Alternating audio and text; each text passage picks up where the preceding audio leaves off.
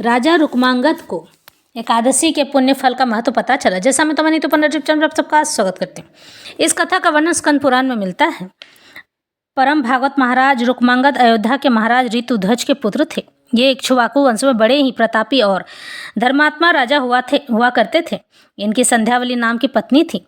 उनके गर्भ से राजकुमार धर्मांगद का जन्म हुआ था। कुमार धर्मांगद पिता के समान ही धर्मात्मा और पितृभक्त थे। उनकी एक पुत्री भी थी। पुत्री भी अपने पिता की तरह एकादशी का व्रत किया करती थी। राजा रुक्मांगद की पुत्री को भी अपने पिता की भांति एकादशी व्रत में बड़ी अगाध निष्ठा थी।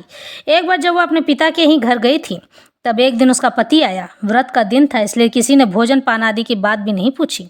उसे भूख ने बहुत सताया। व्याकुल होकर उसने अपनी पत्नी से भोजन मांगा। एकादशी व्रत होने के कारण उसने भी कुछ खाने को नहीं दिया। तब उसके पति ने कहा, मुझसे भूख प्यास का सही नहीं जा रही है, मैं थोड़ी देर में मर जाऊंगा। राजपुत्री ने कहा, आज तो एकादशी है, इसके समान प्राण त्यागने को उत्तम दिन कोई नहीं है, इसलिए मृत्यु का क्या भय। यदि प्राण छूट भी जाए तो दुर्लभ वैकुंठ की प्राप्ति होगी।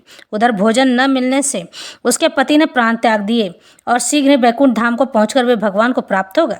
यह देखकर उसकी स्त्री का हृदय भक्ति से भर गया। उसने भी शरीर त्याग कर पति का अनुगमन किया। उसके बाद भक्त राजा रुक्मांगद का बाग अनेक प्रकार के सुंदर फूलों की उत्तम सुगंध से भरा हुआ था। इससे प्रभावित होकर स्वर्ग की अप्सराएं भी यहाँ आ जाया करती थी। देव योग से एक दिन एक अप्सरा के पैर में बैगन कांटा चुभ गया, यानी कि जंगली कांटा। इससे उसका पुण्य फल छीन हो गया। वह उड़कर स्वर्ग को न जा सकी, बाग में ही वह रह गई।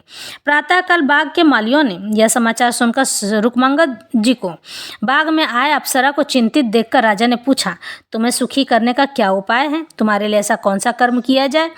तब उसने कहा कि कल जिसने एकादशी का व्रत किया हो वह हाथ में जल लेकर अपने व्रत के फल का संकल्प करके मुझे दे दे, तब मैं अपने लोक को जा सकती हूँ। राजा ने कहा, व्रत करना तो दूर रहा, मेरे नगर में तो कोई इसका नाम भी नहीं जानता है। तब अप्सरा ने कहा कि बिना जाने ही कोई भूखा रह सकता है क्या? उसे ही लाकर संकल्प करा दो, उसी के फल से चली जाऊंगी और कृतज्ञ होकर सदा आपका गुण गाऊंगी। राजा ने अपने नगर में ढिंडोरा पिटवाया कि कल जिसने अन्न जल ग्रहण न किया हो वह दरबार में आए, उसे इनाम मिलेगा। इसे सुनकर एक बनिए की दासी आई, जिस बिचारी को बिना अपराध के ही बनिए ने बहुत मारा था। इससे वह ग्लानिवश दिन रात भूखी प्यासी और जागती ही रह गई। राजा ने इसी से उसका व्रत का संकल्प करा दिया। अप्सरा उड़कर अपने लोक को चली गई। एकादशी व्रत की ऐसी अपार महिमा को देखकर राजा ने विचार करके यह घोषणा की कि मेरे राज्य में सभी को व्रत करना अनिवार्य है। यदि कोई अन्न जल खाएगा तो उसे बांध कर मार डाला जाएगा।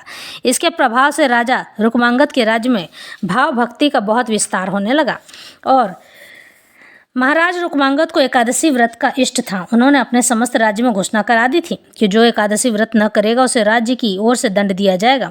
अतः उनके राज्य में छोटे छोटे बच्चों, अति वृद्धों और गर्भिणी स्त्रियों को छोड़कर सभी एकादशी व्रत किया करते थे। एकादशी व्रत के प्रताप से उनके राज्य में कोई भी यमपुरी को नहीं जाता था। यमराज को बड़ी चिंता हुई।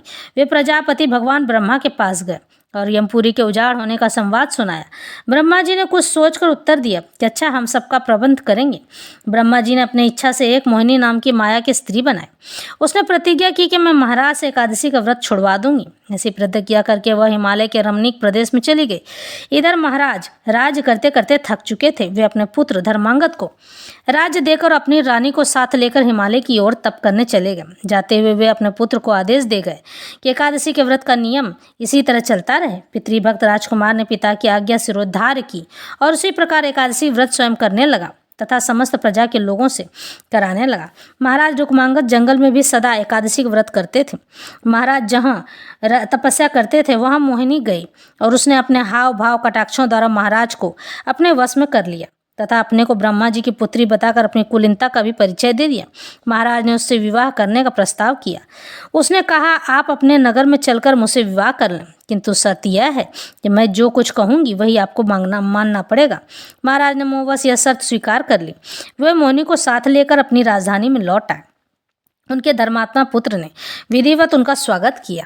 महाराज को मोहिनी ने वश में कर लिया था, अतः उन्होंने उनकी सब बातें मानकर उससे विवाह कर लिया। संध्यावली बड़ी ही धर्मपरायण पतिव्रता थी। वो बड़ी श्रद्धा से महाराज की तथा मोहिनी की सेवा करने लगी। उनके मन में तनिक भी सौतियाडा यानी सौतन के लिए ईर्ष्या नहीं था। महाराज उनके इष्ट देव थे।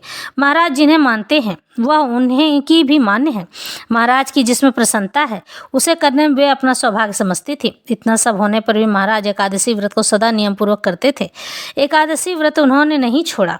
एक दिन एकादशी आई, महाराज व्रत रहे और विधिवत रात्रि जागरण करने को भी उद्यत हुए, यानी रात्रि जागरण वो करने वाले थे। मोहिनी ने कहा, महाराज मेरी एक बात आपको माननी होगी। महाराज ने कहा, मैं तुम्हारी सभी बातों को तो मानता रहा हूँ और हमेशा मानूंगा, बताओ कौन सी बात है। मोहिनी ने कहा, मेरी प्रार्थना यही है कि आप एकादशी का व्रत न करें, इसी मेरी प्रसन्नता है। महाराज यह सुनते ही अवाक रह गए।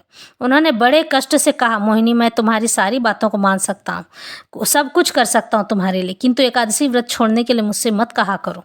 एकादशी व्रत को छोड़ना मेरे लिए नितांत असंभव है। मोहिनी ने कहा, महाराज आप एकादशी व्रत रहेंगे तो मैं उसे अभी मर जाऊंगी। मेरी यही इच्छा है, इसे आपको पूरा करना ही होगा। आप मुझसे विवाह के समय प्रतिज्ञा कर चुके हैं कि आप मेरी सारी बातें मानेंगे। महाराज ने कहा, तुम इसके बदले और जो कुछ भी चाहो मांग लो, बस एकादशी व्रत छोड़ने को मत कहो। तब मोहिनी ने कहा, अच्छा अपने इकलौते पुत्र का सिर काट के मुझे दे दीजिए। महाराज बड़े दुखी हुए। धर्मांगद को जब यह बात मालूम हुई तो उन्होंने अपने पिता को बहुत समझाया कि इससे बढ़कर सौभाग्य की बात मेरे लिए और क्या होगा। आप धर्म संकट से बच जाएंगे, माता की इच्छा पूर्ति होगी। यह शरीर तो कभी न कभी जाना ही है। यदि इसके द्वारा कोई महान कार्य हो जाए तो इससे बढ़कर इसका सदुपयोग और हो ही क्या सकता है। संध्यावली रानी ने भी पुत्र की बातों का अनुमोदन किया। पुत्र के कहने पर महाराज ज्यों हुई अपने इकलौते पुत्र का सिर काटने वाले थे तो ही भगवान विमान लेकर आए और महाराज को सपरिवार अपने लोक को ले गए। जिन्होंने सत्य की रक्षा के लिए प्राण के भी प्यारे अपने इकलौते पुत्र का सिर देना तक मंजूर कर लिया था, किंतु एकादशी का व्रत नहीं छोड़ा। उनसे बढ़कर परम भागवत और कौन हो सकता है। एकादशी का महात्म्य इतना ही महत्वपूर्ण है कि एकादशी का व्रत करने वाले हर व्यक्ति अपने पापों से छूट जाता है और सीधे परमात्मा यानी भगवान विष्णु तक पहुंच जाता है। उनकी कृपा स्वतः अपने आप हो जाती है। एकादशी का व्रत करने वाला हर व्यक्ति पुण्य धाम को प्राप्त होता है, मोक्ष की प्राप्ति होती है। एकादशी का व्रत सभी व्रतों में पुण्य फल देने वाला माना जाता है। एकादशी इस तरह से बहुत ही पुण्य फल देने वाला व्रत है।